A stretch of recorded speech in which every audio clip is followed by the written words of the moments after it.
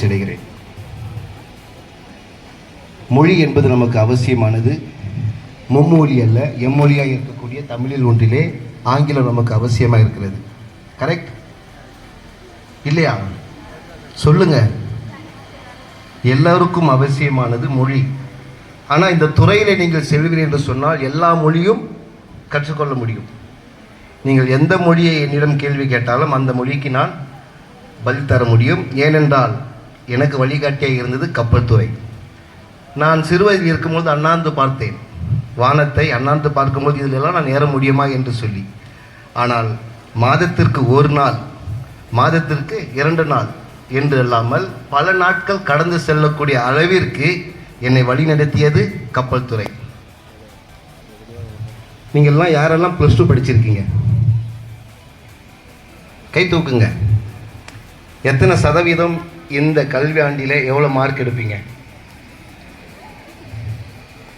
சொல்லுங்க. நான் அதுக்கேற்ற மாதிரி உங்களுக்கு நான் கைட் பண்ணுவேன். 50%. வேற சத்தமாக சொல்லுங்க. ஸ்கூலில், வீட்டில் யாரெல்லாம் அம்மா கிட்ட சண்டை போடுவீங்க? அப்போ எப்படி சத்தம் மெதுவாக சண்டை போடுவீங்களா? வேகமாக தானே சண்டை போடுவீங்க. உலகத்திலே சைக்கிள் யாரெல்லாம் ஓட்டியிருக்கீங்க? சைக்கிள் ஓட்டுனது ஈஸியாக கஷ்டமா? ஈஸியாக கஷ்டமா? சத்தமாக சொல்லுங்க. ஈஸியா கஷ்டமா? அது கற்றுவதற்கு முன்பாக கஷ்டமா இருந்தது. கற்றபின் சைக்கிள் ஓட்டும்போது விழுந்திருப்பீங்கள. அதே மாதிரி தான் அந்த கப்பல் துறையும் பார்ப்பதற்கு தூரமாக கஷ்டமாக இருந்தாலும் உள்ள நுழைந்த பிறகு ஈஸியாய் மாறிடும். உங்களுக்குள்ள கை தட்டுங்க. இப்போ நீங்க உங்களை அறியாமலே பல திறமைகளை மறைத்து வைத்திருக்கிறீர்கள். உண்டா இல்லையா? இப்போ அருமையான ஐயா கூட என்ன பண்ணாங்க, நம்ம பேராசிரியர் டீச்சர் அவங்க என்ன பண்ணாங்க, ஃபாதரு மெழுகுவத்தி எவ்வளோ நேரம் ஆச்சு இல்லையா? ஆச்சு ஆகலையா? அதை ஏற்றுவதற்கு வெகு நேரமாச்சு, உண்மைதானே? ஆனால் நம்மளுடைய ஐயா டிஜி ஷிப்பிங்லேருந்து வந்தக்கூடிய கேப்டன் ஐயா அதை என்ன பண்ணாங்க, அதே சீக்கிரத்தில் பற்ற வச்சாங்க. முடிஞ்சுதான் முடியலையா? அதுக்கு காரணம் ஒரு மேட்ச் பாக்ஸ். உண்மையா இல்லையா? இந்த மேட்ச் பாக்ஸ்க்கெல்லாம் யாருக்கெல்லாம் தெரியும்? அம்மா எனக்கு 54 வயசு 55 வயசு, நானே சத்தம் போட்டு பேசுறேன். பேசுங்க. இந்த மேட்ச் பாக்ஸை, இந்த வத்தி குச்சி பெட்டி யாருக்கெல்லாம் தெரியும்? ஆனா சினிமா பாட்டுன்னா தெரியும். வத்தி குச்சி பத்தியா? ஸோ ஃபயர் இஸ் இம்பார்ட்டன்ட் இல்லையா? அக்கினி என்பது, நெருப்பு என்பது மிகவும் அவசியமாக இருக்கிறது. இது கீழே இருக்கிற வரை, இதுக்குள்ளே இருக்கிற வரை இது வெறும் பெட்டி இல்லையா? இதுக்குள்ளே இருந்து ஒரு உதாரண கதையை நான் உங்களோட கூட பகிர்ந்து கொள்ள ஆசைப்படுகிறேன். இப்போ யூனிஃபார்ம் போட்ட தம்பி வாங்க, அஜா வாப்பா, வா சீக்கிரம் ஓடியா. இவர் உங்களை மாதிரி சாதாரணமாக உட்கார்ந்திருந்த ஒரு தம்பி தான். ஆனால் இந்த படிப்பை குறித்து கேள்விப்பட்ட பிறகு என்ன ட்ரெஸ்ஸில் வந்திருக்கிறாரு? இந்த மாதிரி ட்ரெஸ்ஸு நீங்கள்லாம் போடணுமா போடக்கூடாதா? ஸோ இவரும் சாதாரணமாக ஒரு பெட்டியாக தான் இதுக்குள்ளே முடங்கி இருந்தார். வெளியில் வந்து திறந்துட்டார்.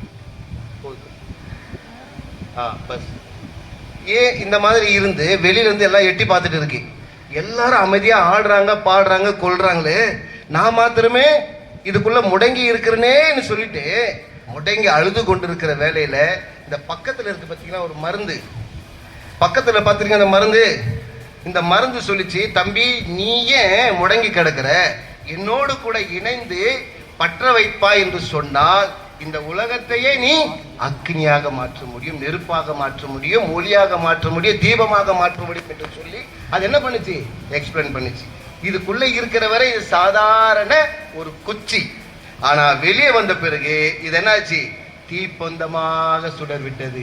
நமக்குள்ள ஒரு திறமை இருக்கிறது. பாத்தீங்க, இந்த வத்தி குச்சி மேல கொண்டையில ஒரு நெருப்பு இருக்கா, ஒரு மருந்து இருக்கா இல்லையா, இருக்கா இல்லைங்களா?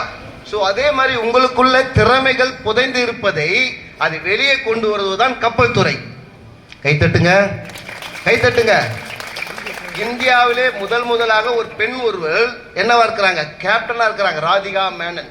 கேரளாவை சேர்ந்தவங்க.